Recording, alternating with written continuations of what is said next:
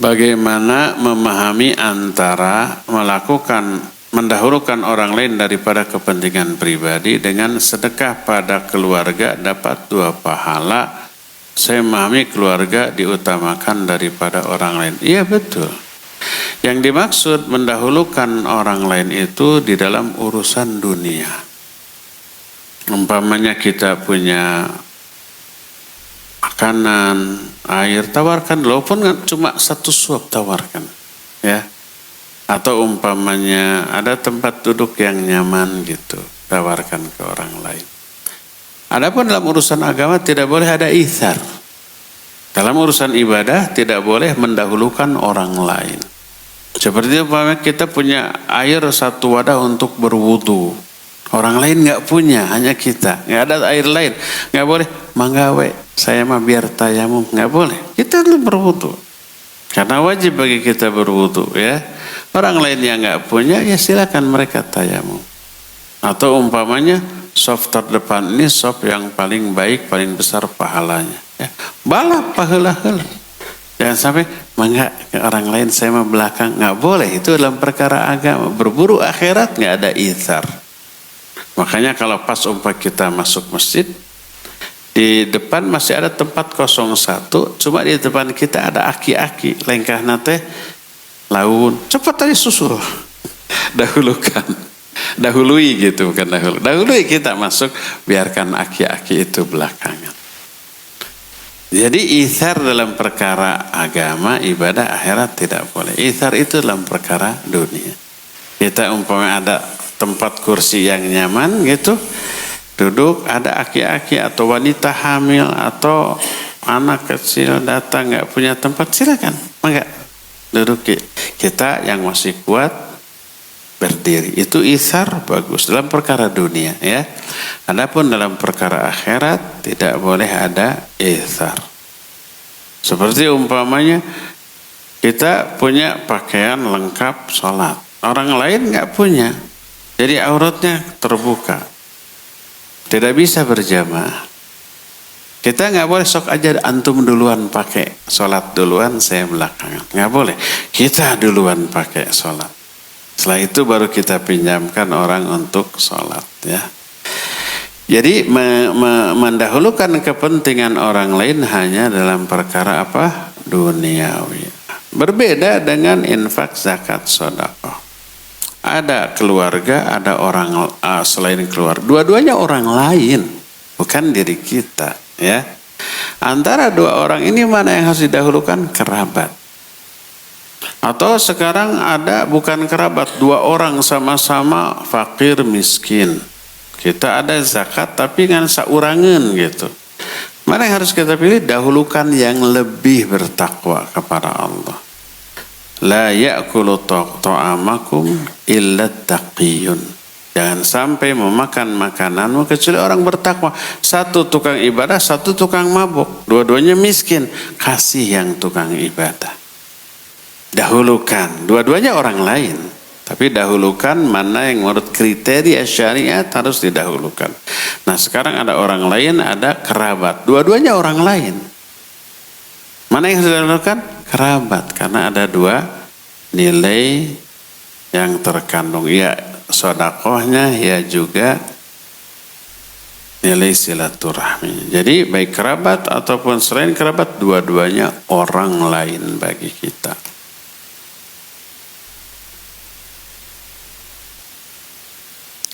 Apa perbedaan siddiqin dengan orang-orang soleh? Setiap siddiqin pasti soleh, tapi tidak setiap yang soleh siddiqin. Ada sahabat yang diberi gelar as-siddiq. Siapa?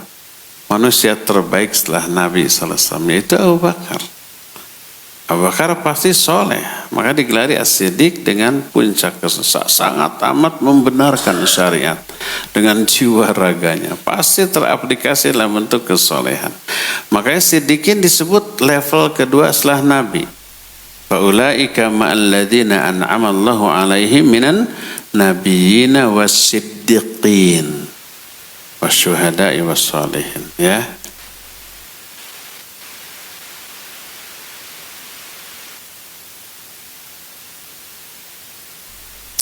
bagaimana hukumnya menahan buang angin ketika membaca Al-Quran atau sholat?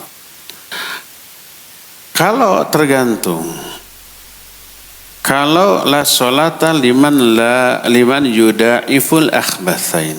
Tidak ada sholat bagi orang yang bagi orang yang mudafa'ah. Mudafa'ah itu dorong-dorong, dogong bahasa kitanya. Kuat-kuat, ya. Dalam menahan dua akhbathain, ya, BAB, BAK atau BA tadi. Jadi pas muncul ditahan sama kita. Kalah dia, kita menang. Tidak keluar, kalau kita yang kalah gawat. Bisa meledak. Nanti tak berapa lama muncul lagi, tahan lagi sampai tipe paket gitu. Kalau begitu batalkan. La sholata liman yudafi'ul akhbathain. Tapi dibatalkan jangan di sana, keluar dulu. Keluar dulu, baru di luar di WC dibatalkan wudhu lagi, ya. Membaca. Nah, jadi begitu. Tapi kalau umpamanya dorongannya sedikit, tidak sampai mudafa'ah tadi, tidak sampai berulang-ulang. Ada keinginan kita tahan, hilang aja, maka teruskan, ya. Bagaimana kalau membaca Al-Quran? Boleh membaca Al-Quran dalam keadaan tidak suci, nggak masalah. Jadi dibolehkan. Karena jika ingin buang angin terus, kalau tidak ditahan harus wudhu berkali-kali. Yaitu sudah terkena salah satu di antara 6 dari penyakit B, 6B. Apa? Boson. Gak apa-apa, batalkan.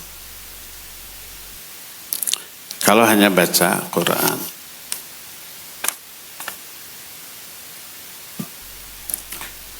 Apa hukumnya jika membaca Al-Quran tetapi tidak memakai kerudung atau jilbab? Boleh, nggak masalah, ya. Asal ulah taranjang teuing weh.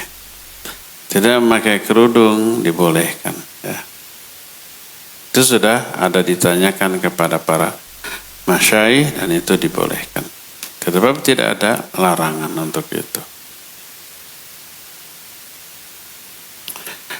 Afan Ustaz Qadarullah, saya sering sekali merasa tidak nyaman di dalam rumah. Karena keadaan rumah saya, beberapa anggota keluarga saya gemar menyimpan dan membeli barang yang jarang dipakai dan belum tentu terpakai. Salah satunya di makanan. Sering sekali membeli bahan memasak tapi dibiarkan hingga tidak layak pakai, dan memasak makanan porsi besar padahal orang di rumah saya makannya sedikit sejak dulu. Dan lagi di saat di rumah saya banyak makanan yang itu pun belum tentu termakan, ketika ada beberapa orang yang menawarkan makanan kepada kami tidak menolak. Saya merasa berat. Kita bisa bertamu nih ke akhwat ini. Bisa disuguhan tuh. Saya merasa berat setiap kali membuang makanan di rumah yang sudah tidak layak. Bahkan beberapa makanan belum tersentuh orang-orang di rumah saya. Saya juga sering merasa berat mengeluarkan barang di saat banyak sekali barang baru masuk, entah karena dibeli atau diberi. Saya rasa harta kami kurang berkah. Mohon nasihatnya Ustaz. Semoga anggota keluarga saya juga mendengar nasihat Ustaz. Ada di sini gitu. Kenapa nggak musyawarah? Kenapa nggak dibicarakan? Bilang kalau masak sesuai kebutuhan, tuh mubazir kebuang. Atau boleh masak banyak, yang kemakan sedikit, sebagian bagi ke tetangga. Undang tetangga, terutama fuqara, masakin, hayo makan. Kalau nggak mau riweuh, bungkus, ya, bagi. Atau ambil, sok undang, ambil makannya di rumah, jangan di sini, barala gitu. Terserah gimana, itu pasti seneng. Pasti tetangga seneng, mendoakan. Semoga setiap hari masaknya banyak dan makannya sedikit. Bakal begitu nanti. Coba bicarakan, musyawarahkan, bisa. Ini makannya boleh banyak, sisanya kita bagi ya biar barokah. Jangan dibuang mubazir. Orang banyak kelaparan, kita banyak buang-buang makanan. Atau kalau nggak bisa berbagi, sudah masaknya sesuai kebutuhan saja. Barang-barang juga seperti itu. Terus kalau ada makanan yang sudah tersimpan sebelum basi, ketika masih layak, tawarkan. Ini ada yang mau makan nggak? Kalau enggak kita bagi aja ya ke tetangga, kita kasih. Baik diundang suruh datang atau kita antar. Coba musyawarahkan saja dengan sesama keluarga. Terakhir. Dalam tausiah tadi pagi disebutkan ulil amri. Sebenarnya siapa yang dimaksud ulil amri dalam praktek pemahaman saat ini? Pemerintah. Ulil amri adalah orang yang mengurus urusan dunia kita. Perkara dunia bukan perkara agama. Kalau dalam perkara agama ulil amrinya itu ulama. Atiullaha wa atiur rasul wa ulil amri minkum. Taat kepada ulil amri itu dua ulil amri. Dalam perkara dunia pemerintah, dalam perkara agama ulama. Itu dua ulil amri. Dulu sosok ulil amri menyatu dalam satu sosok. Dia penguasa sekaligus ulama. Khulafaur Rasyidin, orang yang paling paham tentang agama. Juga bisa memimpin urusan dunia umat yang dipimpinnya. Nah lama-lama terpisah. Ada orang yang paham agama nggak bisa mimpin rakyat. Ada yang bisa mimpin rakyat kurang pemahaman agama. Akhirnya terpisah. Tetap kita wajib taat kepada ulil amri dalam perkara agama. Taati ulama dalam perkara dunia, taati pemerintah. Yang mengurus urusan menentukan mata uang, harga-harga barang-barang, menentukan waktu ibadah, waktu sholat, waktu saum, waktu lebaran, waktu ibadah haji. Itu semua ulil amri, artinya pemerintah yang mengurus urusan kita. Yang mengurus KTP, KK, surat nikah, itu ulil amri ya. Jadi kita tidak bisa mengingkari ulil amri. Dia bukan ulil amri saya. Loh, dia pakai uang apa di kita? Dia punya KTP enggak? Dia punya KK enggak? Kalau semua enggak punya SIM, KK, KTP, susah dia mengurus macam-macamnya. Ya, jadi ulil amri itu orang-orang yang mengurus urusan dunia kita, mau benar mau salah itu ulil amri. Kalau salah ulil amri yang zalim, tetap dalam perkara dunianya kita taati selama tidak dalam bentuk maksiat. Ulil amri mewajibkan kita punya KTP, punya SIM, punya surat nikah, punya paspor, ikuti. Kalau tidak akan ada penyalahgunaan identitas di mata hukum. Umpamanya harus punya KTP yang punya pas foto, surat nikah, terus kalau kakak enggak ya, paspor. Kita enggak ada fotonya. Bisa enggak dimanipulasi? Bisa, pinjam KTP Batur. Nih Pak KTP saya. Fotonya mana? Kan enggak ada fotonya. Kalau KTP SIM enggak ada foto, bisa dimanipulasi. Pinjam SIM, saya mau ke sana. Ada razia. Nih SIM saya. Enggak ada fotoan. Oh iya. Boleh. Surat nikah, ini istri saya, nih surat nikahnya, tapi nggak ada fotonya. Kalau itu istri orang, bisa dimanipulasi, bisa. Maka harus taat dalam hal itu ya. Itulah yang disebut dengan ulil amri.